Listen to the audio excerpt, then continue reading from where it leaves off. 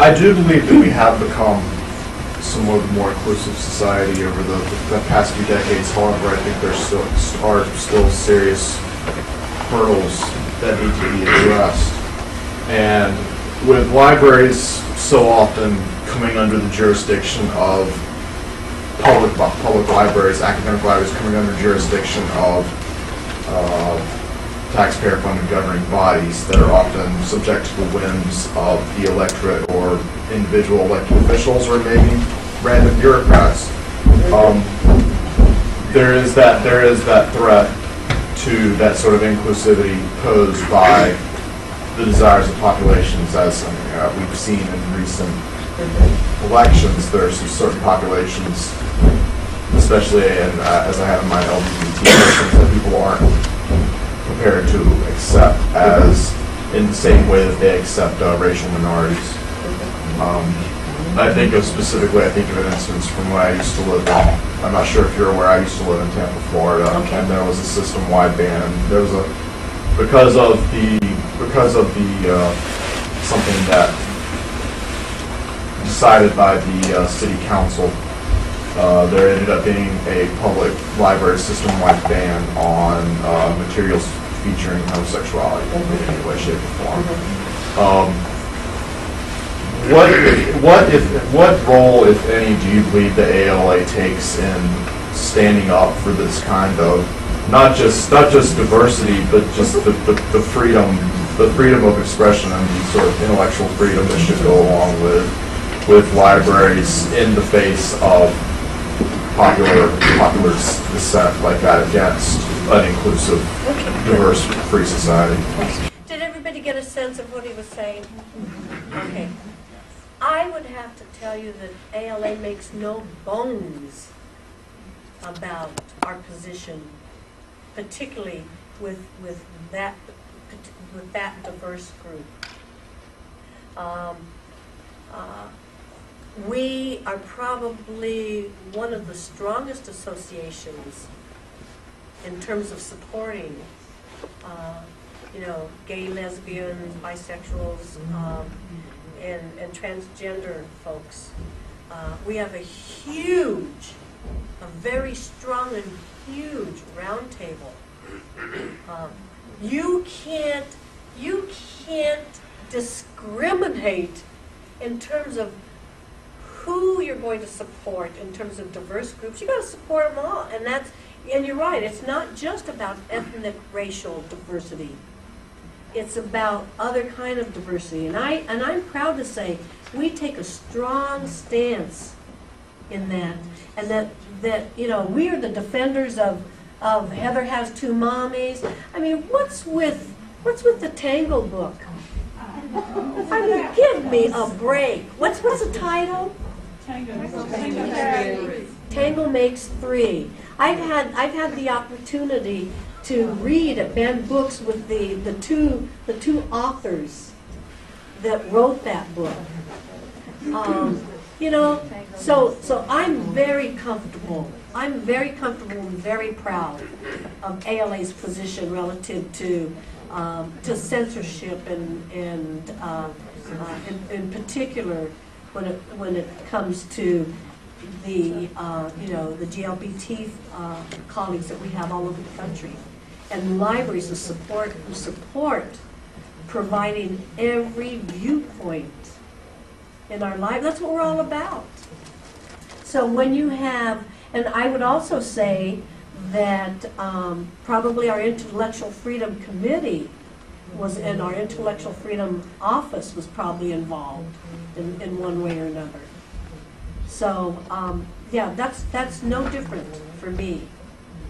Supporting any diverse group at all, no different. And ALA is very strong in that area. Other questions or comments?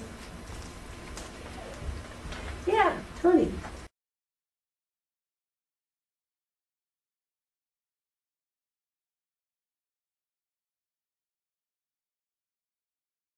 We have a pretty large Hispanic Latino population in North Carolina, yet growing.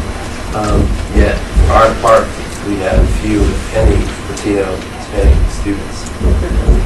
questions on how to address that.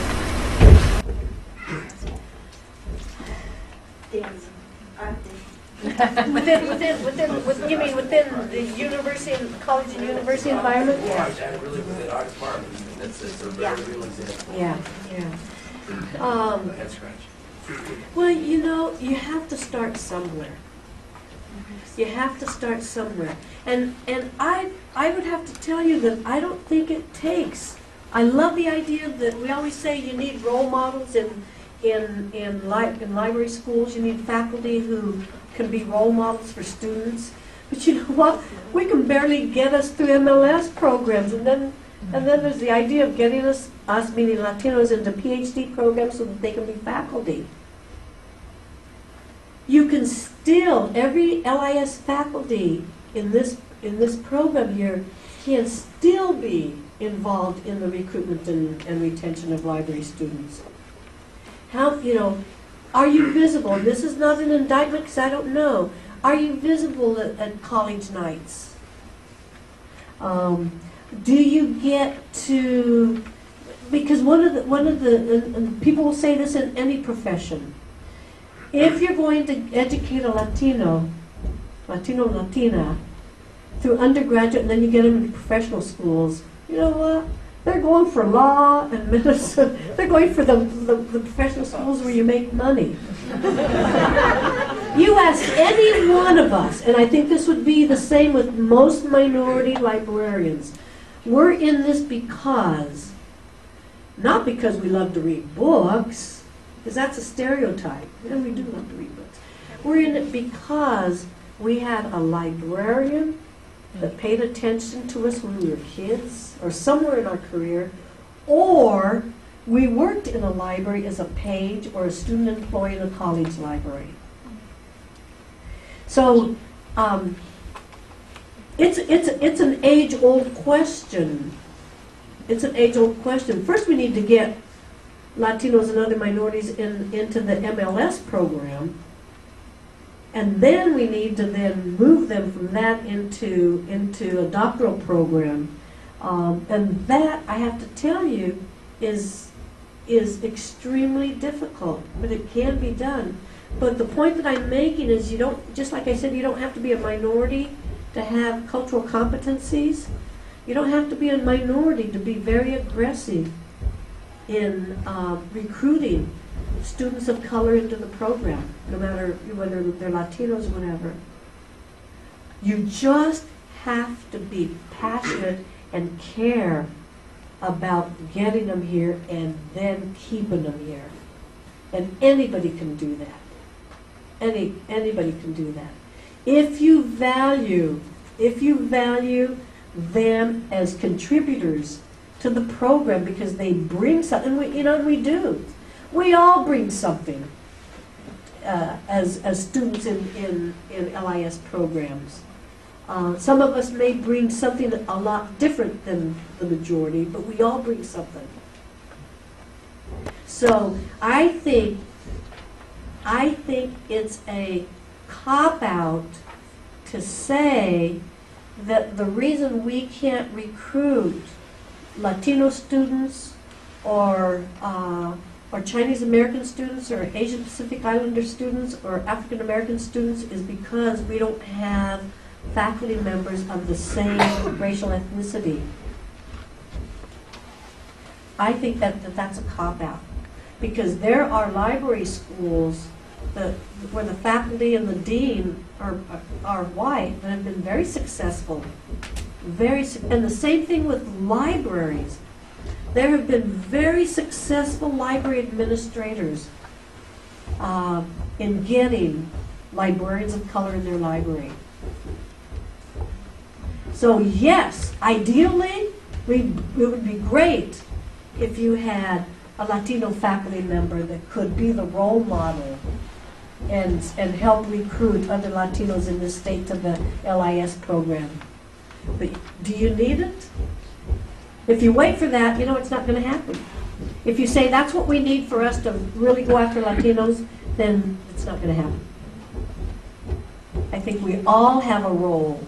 We have, for those of us who are practitioners, And library administrators here, we all have a role in diversifying our workforce. And for those of you who are LIS faculty, you all have a role in diversifying the student enrollment here. Thanks for asking that. Okay, I think we're